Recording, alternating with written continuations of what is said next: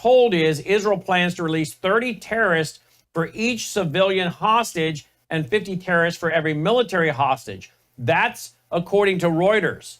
Let's go before we've got with us today, obviously, our reporter Aaron in Israel and Usama Dakdok. On TV tonight, I'll have all three of these guys, or these two guys, plus Sharam Hadian. Let's go down to Aaron in Israel. Aaron, what are your thoughts on what you're hearing? And by the way, why are we doing this 30-1 and 50-1 thing? Why not, as someone's already asked, 1-1, please? Hi, Brandon. Well, firstly, let me just say it's bigger than just a hostage deal. This could well be the end of the war. Really? This could well be the beginning of the end. You know, just as traumatized and shocked as we all were on October the 7th, this is shocking news to a lot of us here in Israel. You know, will the Houthis, who have been saying we will stop firing when Israel pulls out of Gaza, when the war ends in Gaza, well, it's going to end. And who are going to be the victors here? Who are going to be the ones rejoicing? As we are speaking, Hamas terrorists are out in the streets in Gaza City. They're shooting their guns. They're firing their fireworks. You know what I was thinking, Brandon? This is kind of like a resurrection from the dead. Gaza were pretty much dead and buried, and who has come along? What has brought about their sense of resurrection here? And something really important to remember, Donald Trump, he has always, even though he's been pretty much on our side the whole way, he's always spoken of a two-state solution. He's never spoken against it. He's always brought that to the table. And I wonder if this is, as I've said, a resurrection of Hamas. The people out on the streets are celebrating. The Palestinian people are celebrating. Well, we got footage. We got footage of Hamas celebrating. There they are with their flags and their, you know, all their typical, you know, words in Arabic on their flags and their scarves, and so they're celebrating already, big time. Now, you know, they're probably going to, in a short time, talk about elections. There's going to be obviously going to be a lot of talk about the day after, you know, the rebuilding of Gaza, and the remarkable thing here, it's happened before Donald Trump has come to power. But he said that. He said if they don't have those hostages back before I come in, there is going to be, you know, a big price to pay. Right, and this shows his bargaining power. This shows the muscle that he has in this neighborhood, and he's going to flex it. And you know what? Not everyone in Israel is going to like it, including Itamar Ben-Gvir and Smotrich. Brennan, I said this last night or yesterday, there is talk that, who knows, this time in a week, we may not have a government here in Israel. That was my next question. That was my next question. If this is a done deal, has Benjamin Netanyahu served his purpose? This government coalition will collapse and you're up for a new guy. What's going to happen, Brandon, if the government collapses and a new government is elected and they don't agree with this ceasefire and withdrawal and prisoner exchange? What would happen if that would happen? Anything can happen within the next. Look, this agreement will be implemented on Sunday. That's when the first hostages will be released. Now, you asked the question, you know, 1 to 5, 1 to 10, 1 to 30, 1 to 50. It's always been like that, Brandon. It's always been like that.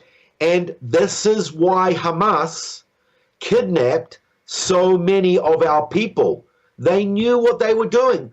You know, it angers me as I've been listening to the news today. It's all about what Hamas agrees on. Does Hamas agree to Israel's... And by the way, Logan, is Biden speaking? If he is, let's dip into what he has to say. because I'm getting word Okay. Biden might be coming to the podium at any moment. Let me know if you hear that, please. But I'm reading that the Palestinians are considering this a huge victory, that they think they've won. Even though it's going to take over 15 years to rebuild the Gaza Strip, even though thousands have been killed, even though infrastructure and buildings have been destroyed, they are seeing this as a victory. And that's, again, why they took these captives. All right, let's dip into what Biden's saying here real quick, please.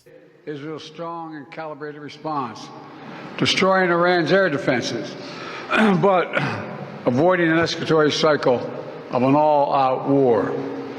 The United States also organized a coalition of 20 countries to stand up to attacks by the Houthis, including their missile attacks in Israel.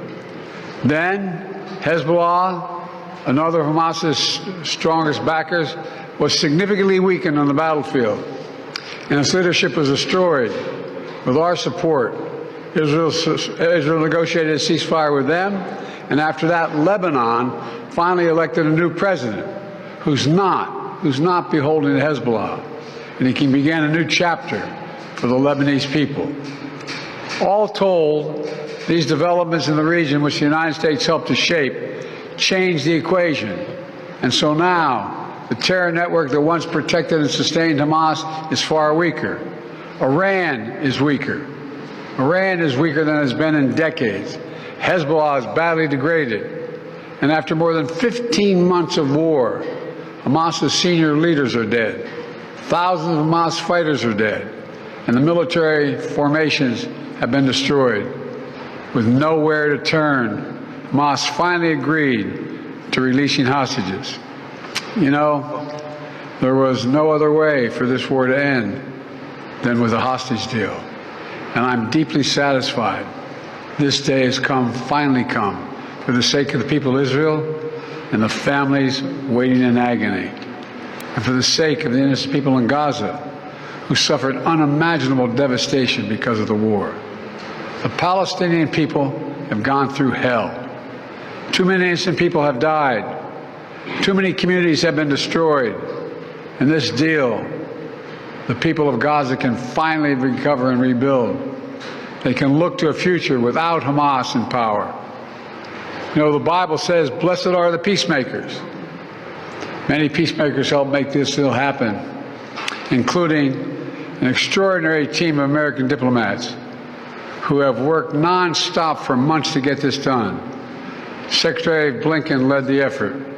Secretary Jake Sullivan, National Security Advisor Jake Sullivan, Bill Burns, John Feiner, Brett McGurk, Amos Hochstein, and the Vice President worked relentlessly as we work to deliver this deal. I'd also note this deal was developed and negotiated under my administration, but its terms will be implemented for the most part by the next administration. In these past few days, we've been speaking as one team. This has been time of real turmoil in the Middle East. But as I prepare to leave office, our friends are strong, our enemies are weak, and there's a genuine opportunities for a new future. In Lebanon, there's an opportunity for a future, free from the grip of Hezbollah. In Syria, a future free from the tyranny of Assad. And for the Palestinian people, a credible pathway to a state of their own.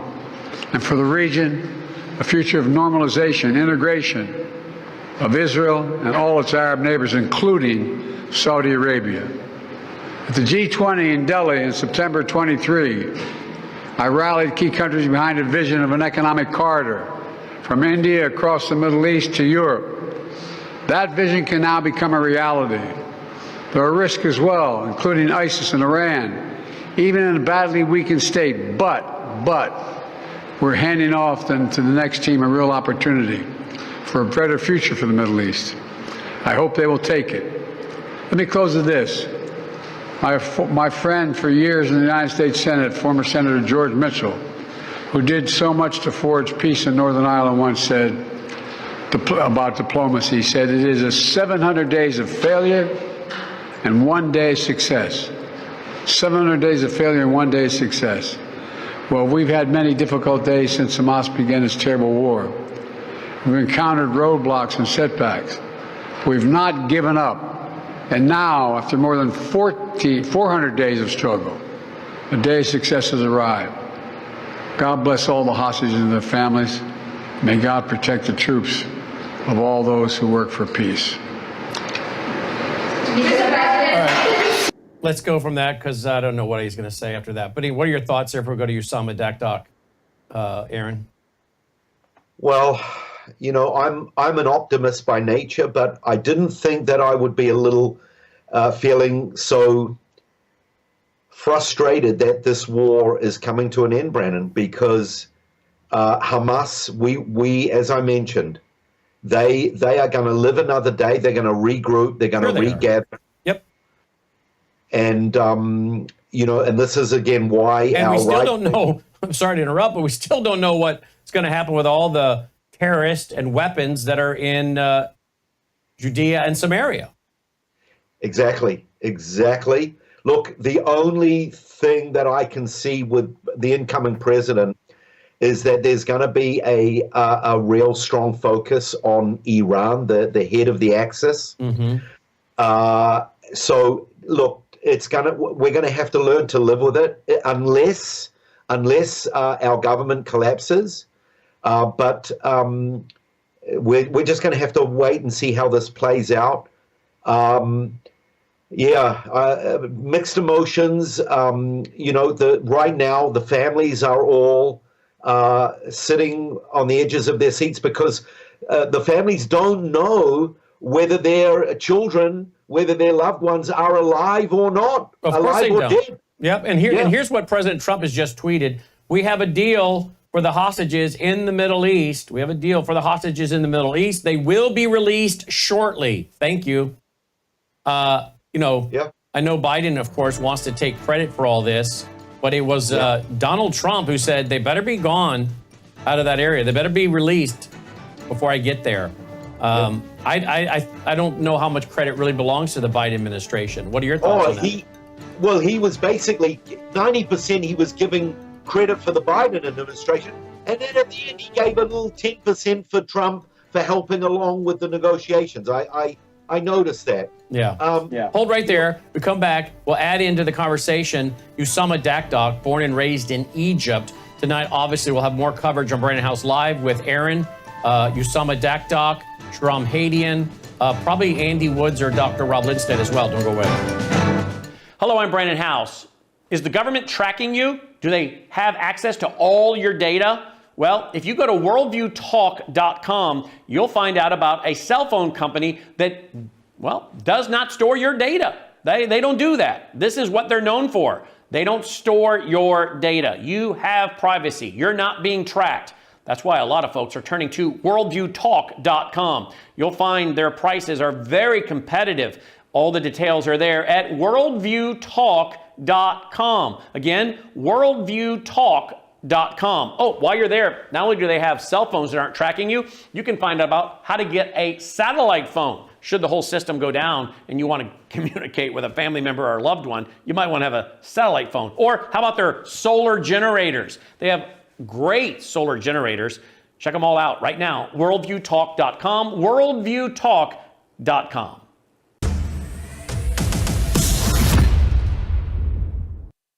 All right, welcome back. Glad you're with us. Worldview Radio. Our website, worldviewradio.com. TV is worldviewtube.com.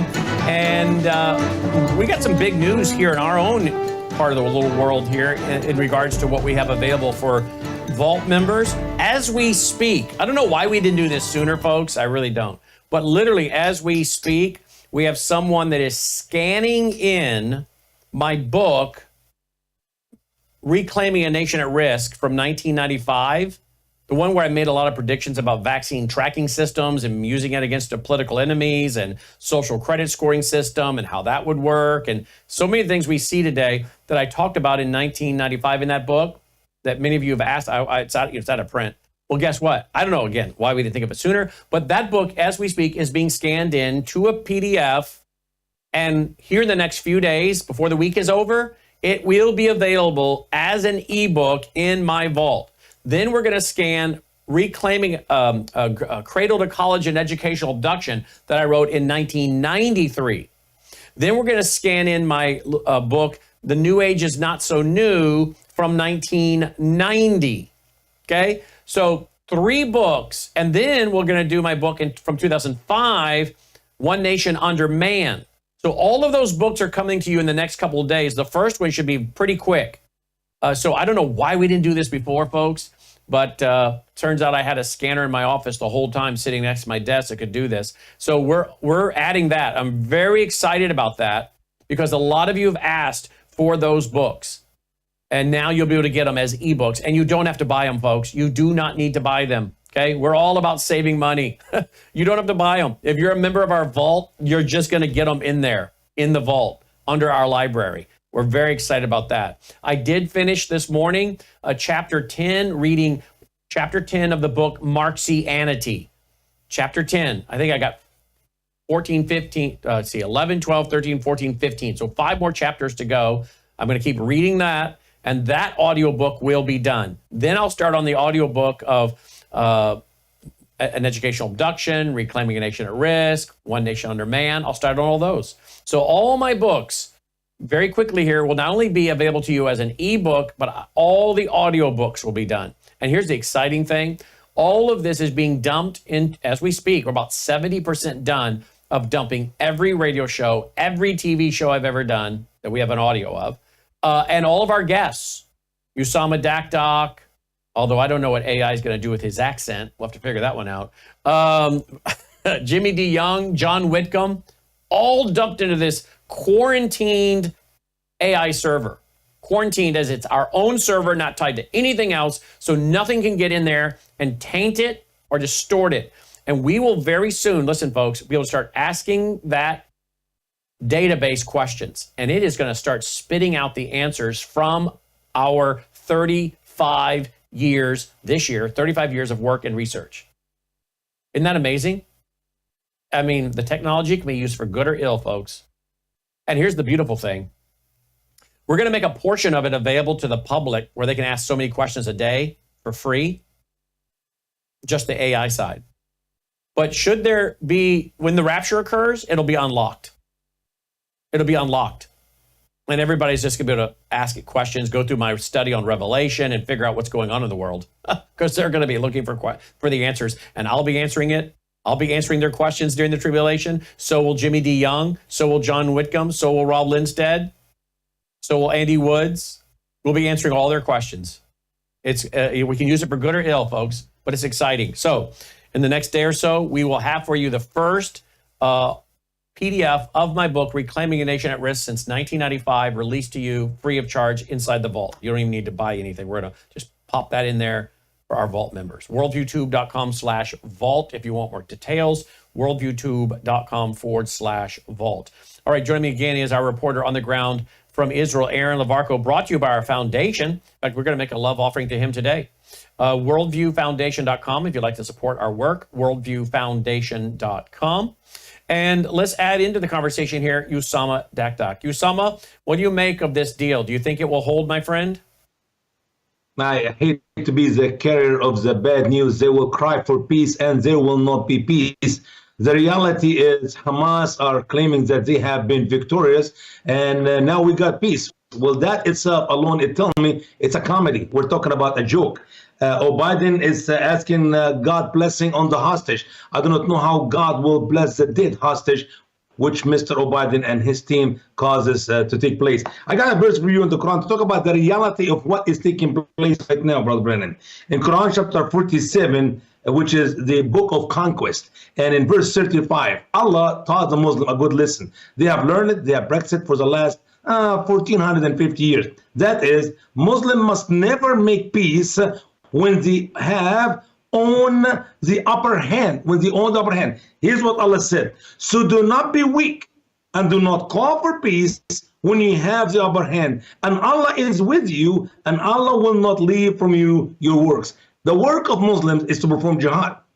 And the Muslims have a way out of performing jihad according to Quran 47:35. It is if they do not have victory. I mean, how much victory Hamas have accomplished in the last 15 months, except the loss of its own leaders, the destruction of their own city. And I believe there are two cities there. The one up of the ground, obviously, as you see the pictures. How about the city underground? When they planted these tunnels for the hope of invading and taking over the land of Israel, that is their ultimate goal. So as we have seen in the history of Islam, Muhammad did made peace with the infidels of Quraysh, with the infidels, Jews and Christians, and it was always temporary peace, even though in his last peace it was supposed to be 10 years an agreement that they will have cease of war, but it was actually cut a lot earlier. Why? Because Muhammad got the 10,000 men whom he took from Medina down south 210 some miles to wipe out the Jews and the Christians from Mecca. So I hate to give you the bad news here, Brother Brennan.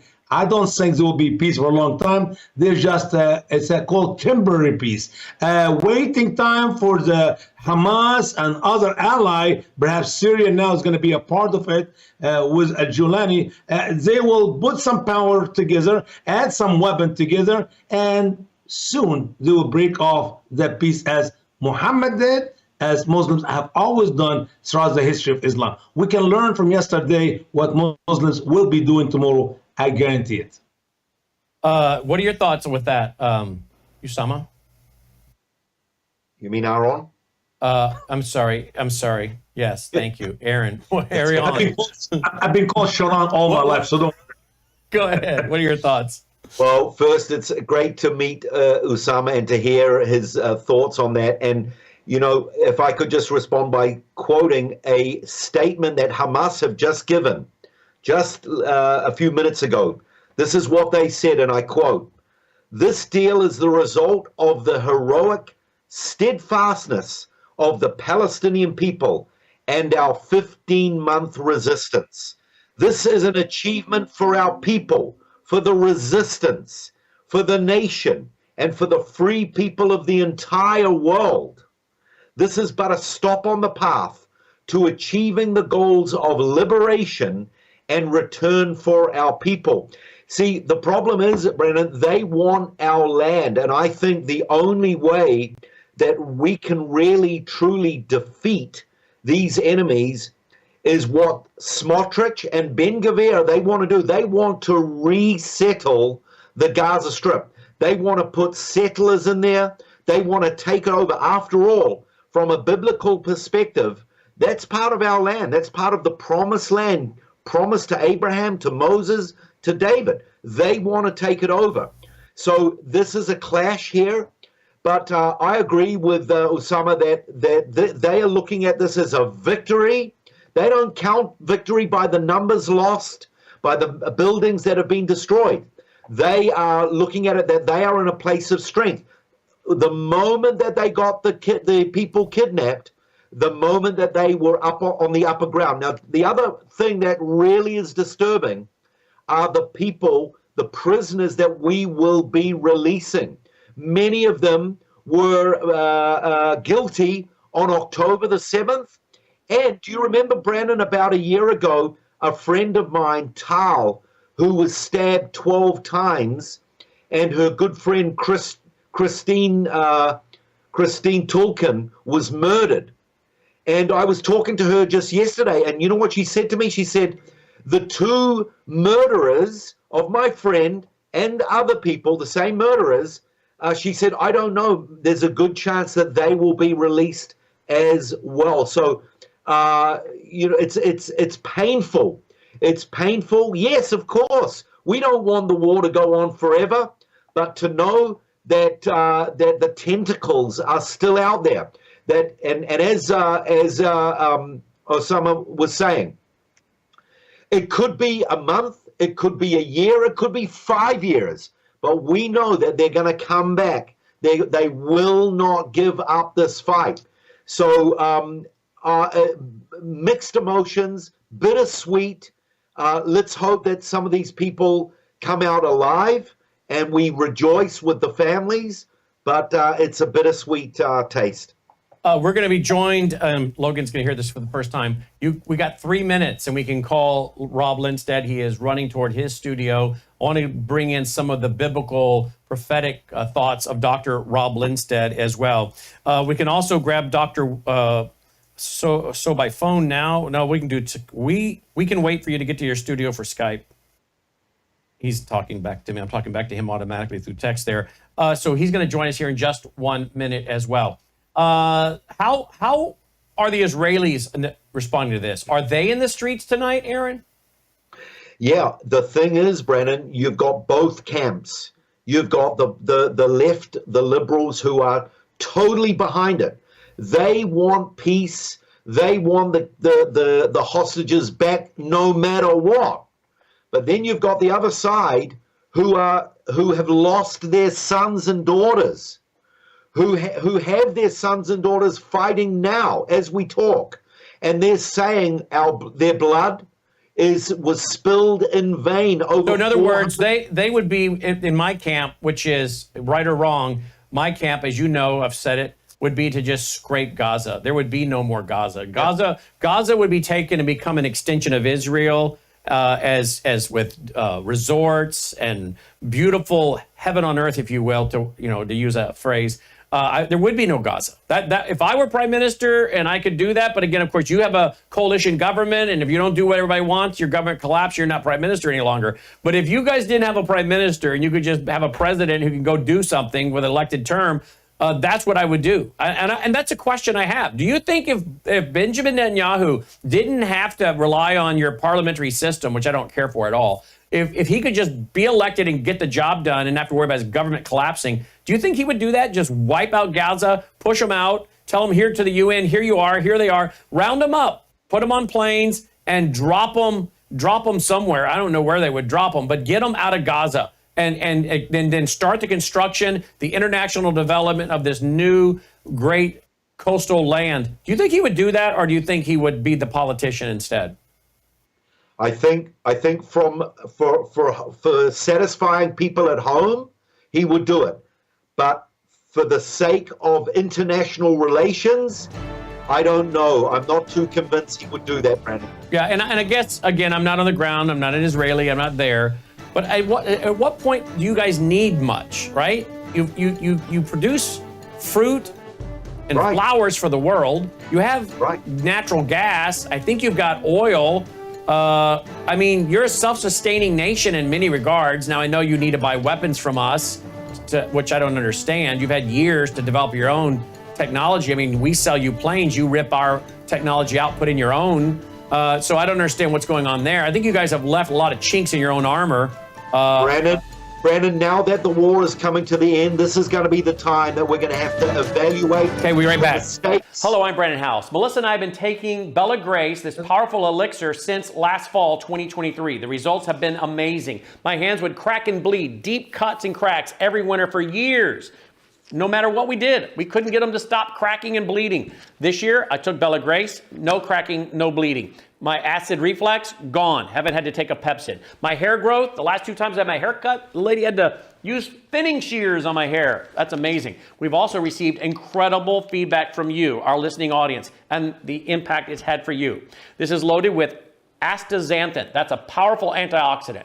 Collagen, but top grade collagen. Studies show 95% of it is being absorbed in the body because of the way they develop it. Then we have something called cat's claw. That's an anti-inflammatory from a vine in Peru. It's the bark, and it's an anti-inflammatory. There are about 80 clinical trials on Bella Grace. Please get a subscription now and save. MelissaHouseBG.com.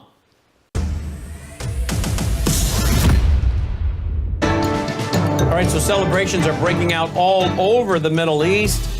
This hostage deal that has supposedly been met, we will see. Again, seems like a high number of terrorists that are being released for each individual, but Aaron says that's always the way it is. We're going to be joined here in just a minute by Dr. Rob Lindstedt and Dr. Andy Woods to bring a prophetic side of it. Aaron, before we went into break, was saying these are all the things that will have to be talked about now, all the mistakes that have been made, all the chinks in their armor. Why have we not developed our own armaments? Why do we have to always run back to Joe Biden and kiss Biden's ring and collapse to international demands to have what we need to be a self-sustaining nation?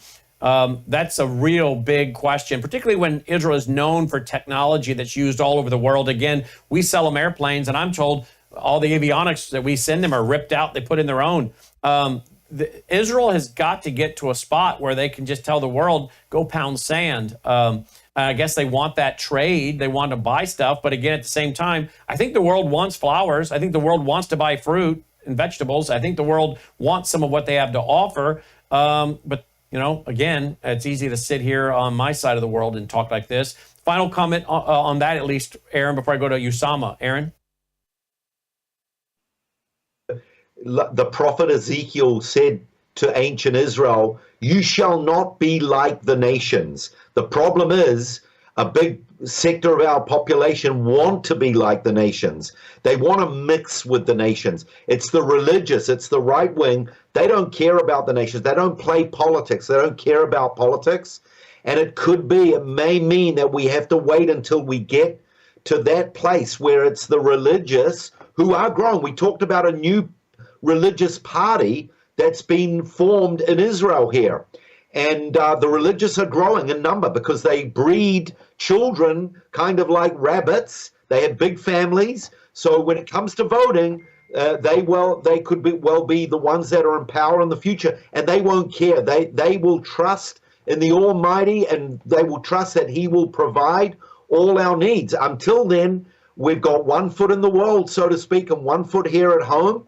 And while we're worrying about world opinion, that's a weakness. The fear of man bringeth a snare, and we're snared by the public opinion and the International Criminal Court. And in some ways, it's understandable. We had one of our ex-ambassadors we had one of our colonels visiting Italy just yesterday, and they wanted to arrest him while he was there because of this International Criminal Court that have put out a bounty on any Israeli soldier who travels around the world. So we've paid a big price in this war. Now, Donald Trump says he wants to attack and take to task the International Criminal Court for doing that, and let's hope and pray that he does that.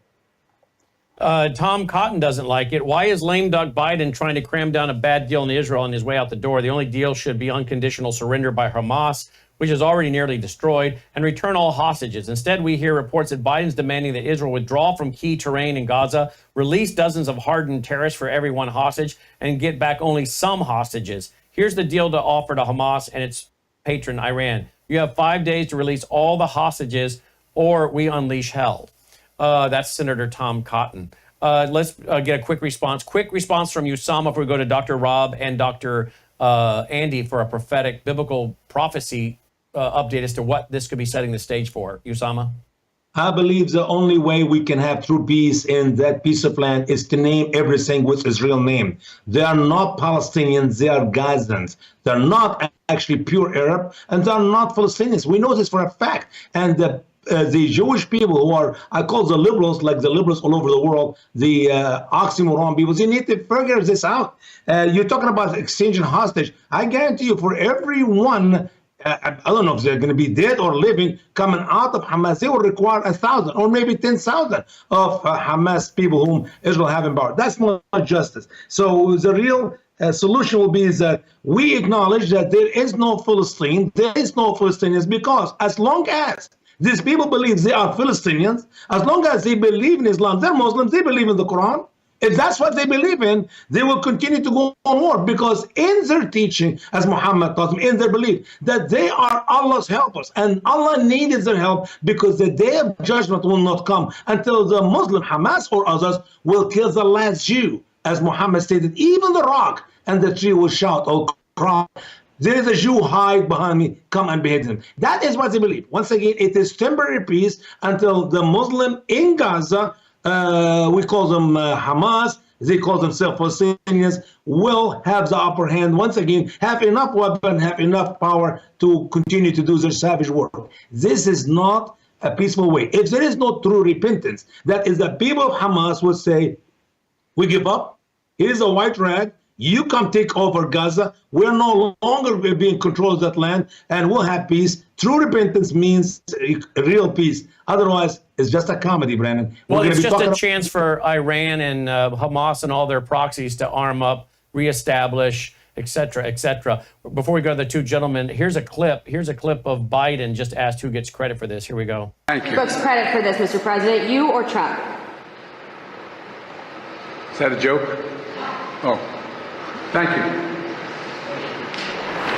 Well, there you go. Dr. Rob Linstead joins us, and as well as Dr. Andy Woods. Gentlemen, great panel today. Dr. Linstead, you go first, please. What do you think this sets the stage for? Many are sending in communications to us right now, wanting someone to address that from a prophetic standpoint. We'll get Dr. Woods' response. Yours first. Do you see this as setting a stage for anything regarded to Bible prophecy? I do. Daniel chapter 9, verse 27 talks about the fact that they have to confirm the treaty. This is a pathetic excuse for a treaty. There's two things about it that are not good. Number one, I know that under the wrap, they haven't pulled it out yet, but you watch, sooner or later, they're going to try to suggest a two-state solution. That Saudi Arabia is pushing for that today. I have articles that show that. Number two, partial release of hostages not acceptable. Here's what's happening. They know they're losing. And they know that when Trump comes, he will negotiate harder than Biden. Biden wants to do this to put a medal around his neck. But the Bible says that there's going to be a treaty. It's not going to work. And so it has to be confirmed. It has to be strengthened. The word confirmed means to be strengthened. And it says that only then would Israel agree to it. So I think there will be some kind of a deal pushed through, but don't count on it stopping the war. By the way, it says ceasefire. It doesn't say the war is over. This is a trick. We've been tricked before by the same people. Every time there's a ceasefire, Israel stops firing, they continue firing. Proof on the border with Lebanon, a ceasefire, November 27th, ceasefire.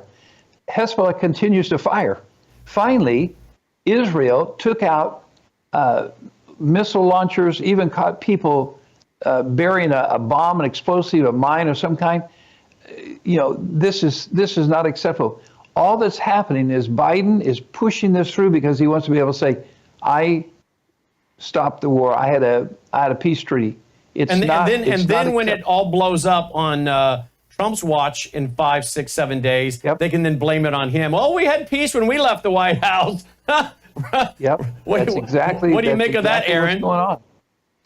Oh, what Dr. Rob is saying, what you've just said, it's so accurate. It's like clockwork, absolutely. And I totally agree, even though officially it looks like this is going to be the end of the quote-unquote war. I totally agree with Dr. Rob. There'll be one missile and then another. Having said that, part of this agreement that is going to be signed or has been signed in Qatar is that should this ceasefire be broken, Israel has the full right to act and act with strength. So, we're going to keep our gloves off. But I agree. I think, and even Osama said that they're going to carry on. They're going to rearm. They're going to carry on. We're not going to be surprised when that happens. We just hope that we're going to be ready. That's all. Dr. Andy Woods, what are your thoughts from a prophetic standpoint?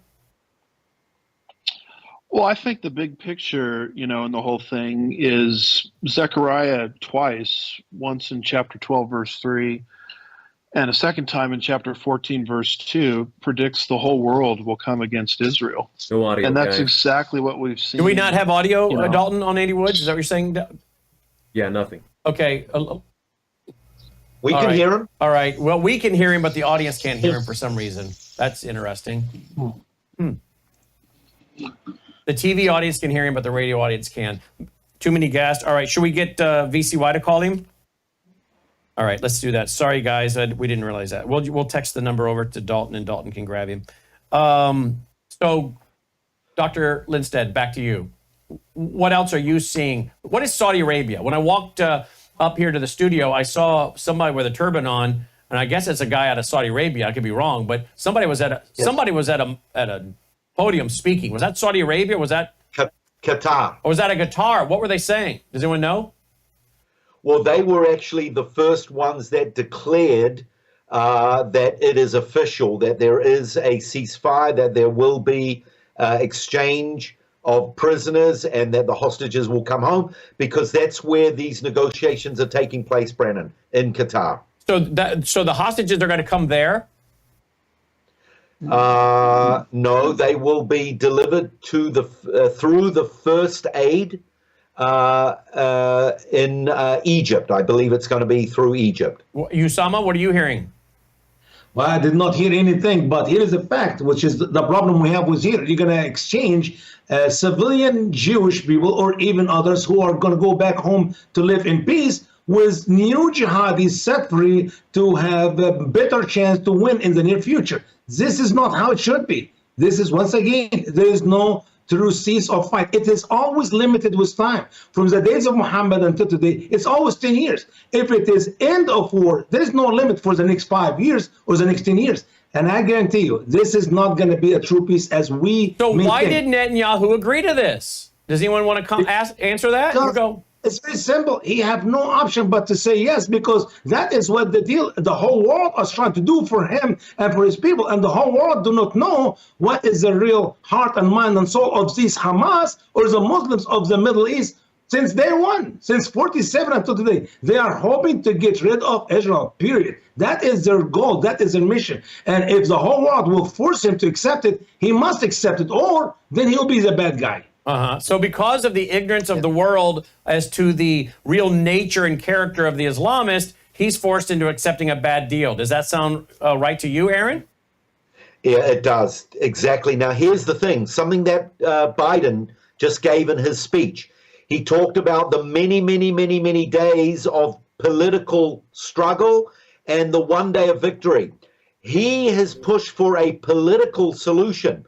I'm watching our television as we're speaking, and the many people on the other side, they're saying, no, this cannot be won politically. It has to be won militarily. Because our enemies, they don't know political. They only know military fighting. Hamas are not a political party. They come across as political, but they are not. And this is the deception. And this is something. Let's stay right there. We're going to come back with Dr. Woods responding to this, as well as more from Dr. Lindstedt. Don't go away. And be sure to stay tuned for Crosstalk coming up at vcy.org with Jim Schneider at 2 o'clock Central. We'll be right back after this very short break. It's Worldview Radio. I'm Brennan House. Thanks for watching and listening on this very historic day. We'll be right back. Hello, I'm Brandon House. I want to thank you for all your support at wvwfoundation.com that helps make possible pushing out 24/7 content for free.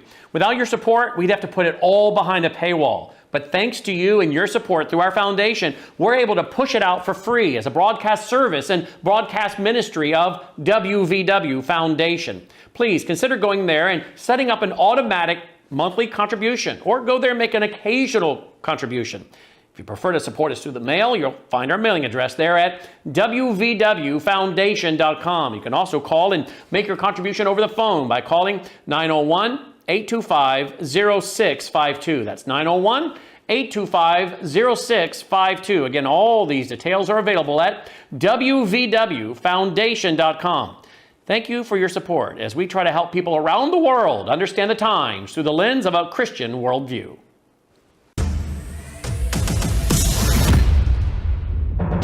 All right, welcome back. Worldview Radio, our website, worldviewradio.com. All right, let's go to Dr. Andy Woods by phone. Thank you, Dalton, for your help there. He joins us by phone. Dr. Woods, pick up where you started, because our radio audience wasn't able to hear your initial response to my first question to you. Please go right ahead.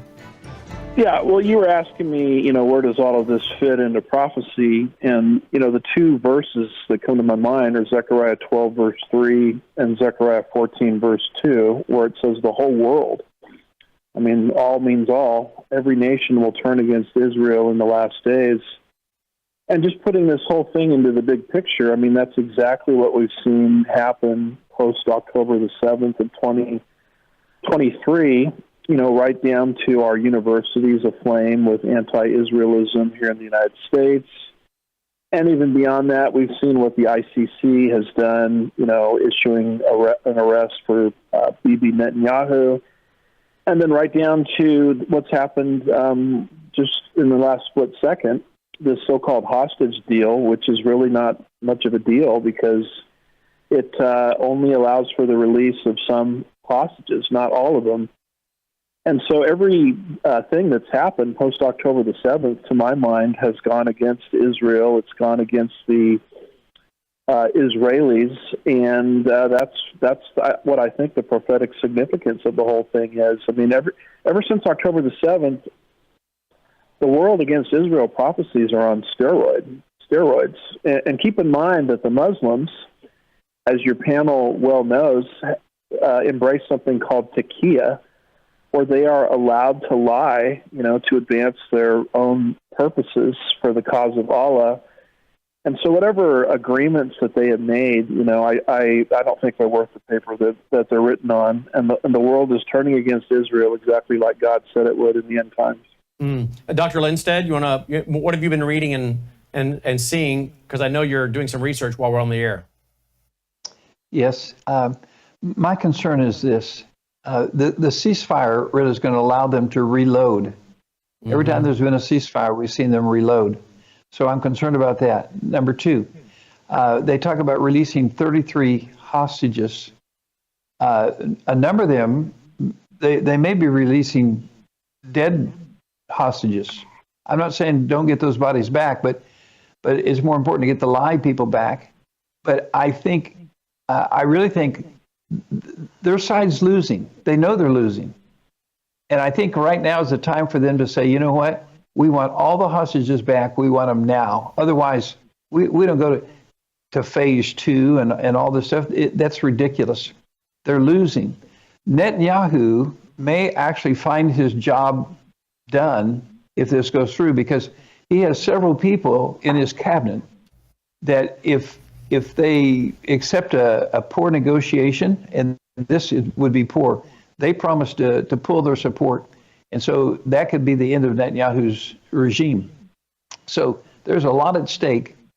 And I think there's more under the blanket than there is on top of the blanket. But wow, this is not a good deal for anybody other than for the people who want to reload. Humanitarian aid they're going to bring in there, it's ridiculous, because you know where that's going to go. That's just like restocking Hamas. Release all the hostages. Well, we're told this is going into effect on Sunday, Israeli time. So I guess that's Saturday, U.S. time. 98 Gaza hostages set for gradual return home after 15 months. Why gradual return, Dr. Lindstedt? No good reason. And why are we giving terrorists back? I like the point that was made earlier with the panel. So we release terrorists so they can do terrorist work again. That's not the way. That's not what you do. If you're trying to put out a fire, you don't heap gasoline on it. You don't heap more coals on it. You don't put more fuel on it. I don't know who was the mastermind with the negotiations, but really they need to start all over again. This is not acceptable. Now we're saying that Israel is government to meet at 11 a.m. on Thursday to approve the deal. Today is Wednesday U.S. time, so it's in the evening in Israel right now, Aaron. So this deal hasn't even been approved yet. Is that what I'm reading? I believe Netanyahu, he's accepted it. It's been announced from Qatar. My understanding is that it's been accepted. But can I just make a comment about why it's going to be in stages? Another one of Hamas's strategies is to play psychological warfare on the Israeli population. Because what's going to happen is when those first 2 or 3 or 4 hostages get released, we're going to watch on our televisions tens or even hundreds of terrorists being released back into the Gaza Strip. Now, what's going to happen is our population are going to get divided over that. It's going to bring up a lot of emotion. Families who have had children or members murdered by these terrorists, they're going to be watching, they're going to be complaining to the government. So it's going to create this division. This is part of the strategy of Hamas. And it's a little bit off the side of what we're talking about. It's all connected. Just today, Erdogan from Turkey have warned Israel, and he said today, Israel, get out of Syria now. If you don't, there's going to be big troubles. So we've got that front that we're still involved in Syria. And why is Syria so important, Brandon? Is because this is the main area, along with Egypt. These are the two areas where Hamas get their weapons from. This is why Israel has said, we will not give up the Philadelphia route, which is the border between Egypt and Gaza Strip. So we've got to keep our eyes and make sure that Hamas doesn't get new weapons, ammunition coming through. It's almost an impossible task.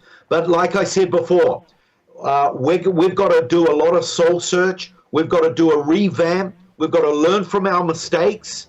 And we've got to step up, because these enemies of ours, they are not letting go. They're going to fight till the death. Indeed they are. Okay, we're going to be here to cover this with this panel. All these guys have been invited to join me on Brandon House Live tonight at 7:30 Central at worldviewtube.com to go over more of this and talk more about this, because there's still a lot that we have not yet unpacked.